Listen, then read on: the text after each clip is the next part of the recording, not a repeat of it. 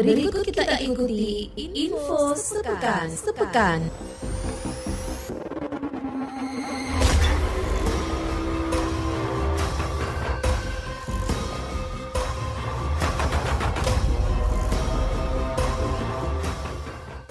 Pendengar dan pemirsa RRI Sumeneb.net. Pekan ini aksi demo terjadi di depan Gedung Dewan Perwakilan Rakyat Daerah DPRD, Terminal Arya Wiraraja dan Kantor Badan Pertanahan Nasional BPN menuntut sengketa tanah pembangunan renovasi Terminal Arya Wiraraja.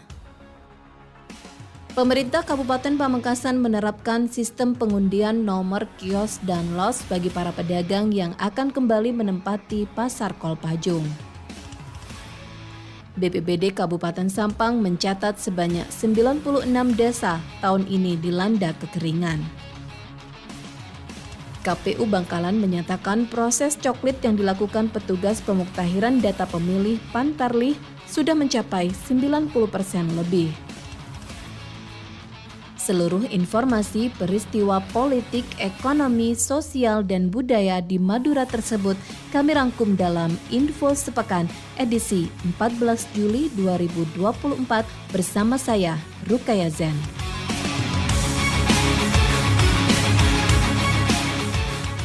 Polres Pamekasan menyatakan telah memetakan beberapa tempat pemungutan suara TPS rawan untuk pemilihan kepala daerah serentak 2024 yang tersebar di 3 kecamatan. Kapolres Pamekasan AKBP Jazuli Dani Iriawan mengatakan pemetaan beberapa TPS rawan di daerahnya mengacu pada pelaksanaan pemilu 2024 lalu. Kami sudah perintahkan untuk membuat kirka intelijen terkait dengan kerawanan-kerawanan pilkada ini. Dan sudah kami mapping.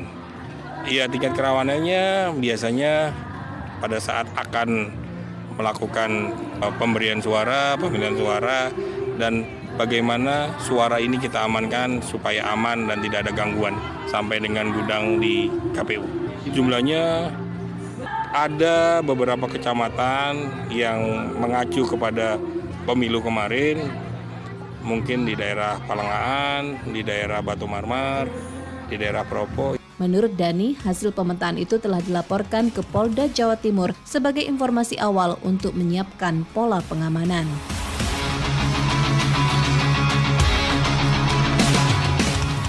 BPBD Kabupaten Sampang mencatat sebanyak 96 desa tahun ini dilanda kekeringan.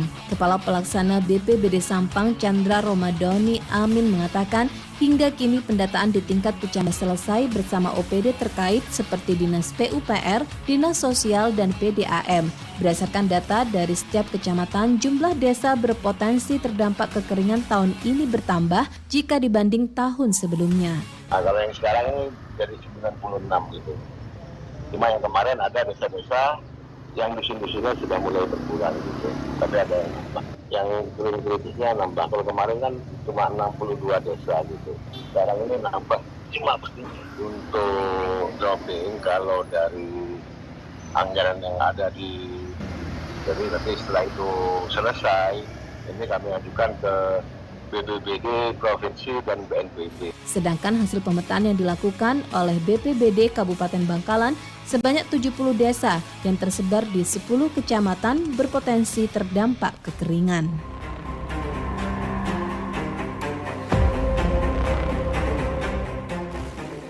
KPU Bangkalan menyatakan proses coklit yang dilakukan petugas pemuktahiran data pemilih Pantarlih untuk pemilihan gubernur dan wakil gubernur Jawa Timur dan pemilihan bupati dan wakil bupati Kabupaten Bangkalan sudah mencapai 90% lebih. Divisi Perencanaan Data dan Informasi KPU Bangkalan Sairil Munir mengatakan petugas Pantarlih di Bangkalan yang melakukan coklit di 18 kecamatan dan kerja petugas Pantarlih dimulai tanggal 24 Juni hingga 24 Juli 2024 dan proses coklit di lapangan saat ini sudah mencapai 93,8% dan optimis segera mencapai 100%. Coklit yang dilakukan oleh petugas pemutahiran data pemilih atau Pantarlih hingga tanggal 8 Juli itu sudah mencapai 93,8% untuk Kabupaten Bangkalan. Sementara itu, kinerja pencocokan dan penelitian atau coklit data pemilih Pilkada 2024 di Kabupaten Pamekasan mencapai 87% atau 571.131 orang.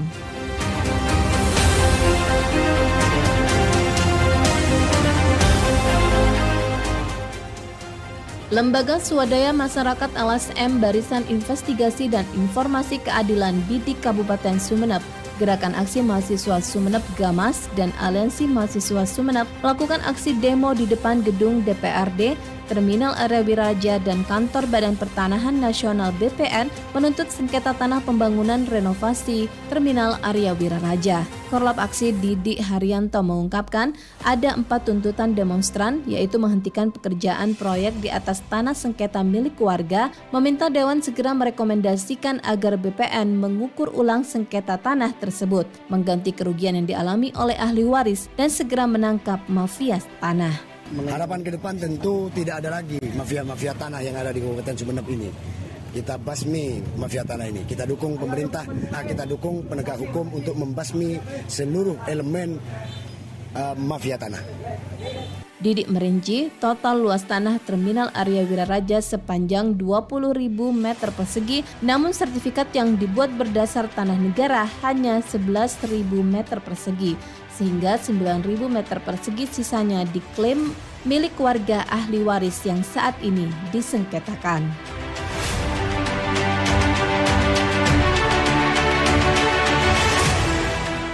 Kejaksaan Negeri Sumeneb memanggil 3 pimpinan perbankan plat merah di Sumeneb sebagai perkembangan kasus dugaan penggelapan realisasi penggelapan program Indonesia Pintar PIP.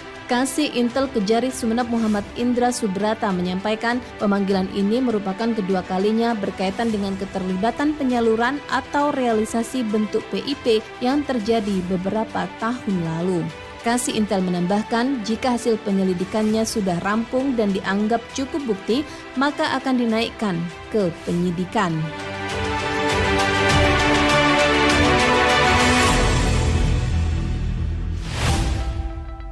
Satres Narkoba Polres Sumeneb menangkap 5 orang karena penyalahgunaan obat-obatan terlarang atau sabu-sabu. Pelaku diamankan di halaman rumah kos yang terletak di Jalan Adipodai, Desa Kolor, Kecamatan Kota Sumeneb.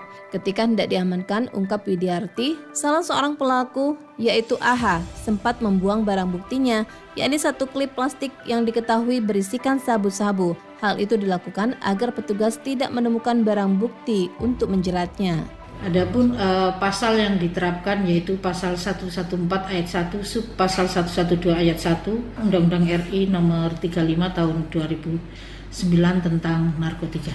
Namun petugas berhasil menemukannya dan menunjukkan kepada mereka dan diakuinya bahwa barang haram itu yang setelah ditimbang diketahui sebesar 0,12 gram merupakan milik mereka.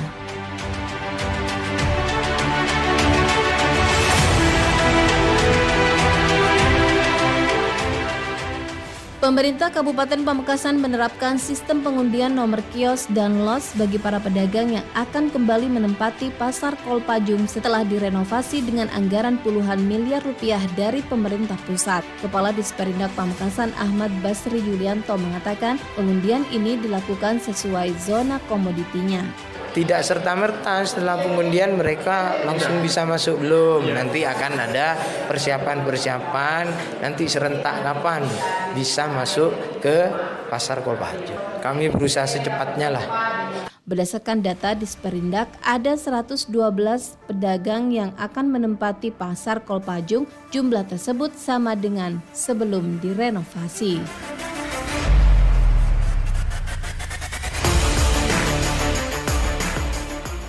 Pembangunan Tugu Keris terus dilakukan pemerintah Kabupaten Sumeneb. Tugu yang berlokasi di Desa Sendang, Kecamatan Peragaan atau perbatasan Sumeneb Pamekasan ini sebagai penegas tentang julukan Sumeneb Kota Keris.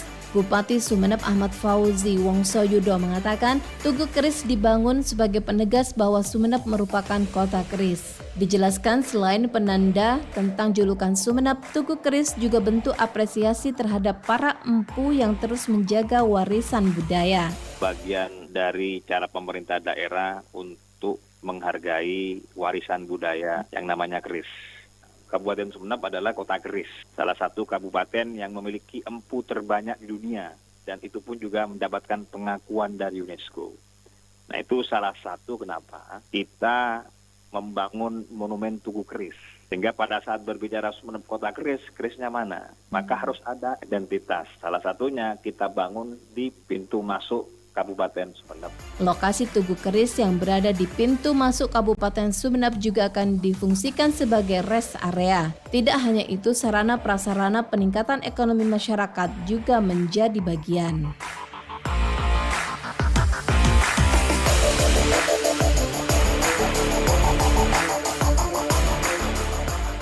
Dalam rangka menjaga kelestarian bahasa Madura, Dinas Perpustakaan dan Kearsipan Daerah Kabupaten Sampang melaksanakan kegiatan literasi bahasa. Pustakawan Dinas Perpustakaan dan Kearsipan Sampang Nurul Kusaini menyampaikan kegiatan literasi bahasa Madura dilaksanakan untuk meningkatkan kesadaran dan kepercayaan diri agar manusia Madura bangga berbahasa Madura, lalu membiasakan bahasa Madura baik lisan maupun tulisan. Acara ini merupakan bagian dari kegiatan transformasi perpustakaan berbasis inklusi sosial berupa kelas bahasa Madura dengan tema penulisan antologi puisi atau cerita pendek dalam bahasa Madura. Peserta kami buka untuk umum, jadi ada pelajar SD ada juga, kemudian guru, ada juga polisi, ada juga masyarakat umum ya, dengan berbagai usia. Ada yang paling sepuh itu usia sekitar 70-an tahun, yang paling kecil ini peserta paling muda kelas 6 SD. Nah, kegiatan ini bertujuan untuk pengembangan literasi bahasa, menjaga kelestarian bahasa Madura. Diakuinya bahwa kelas bahasa Madura di Dispusip Sampang sudah berlangsung sejak tahun 2020 dengan berbagai tema dan peserta.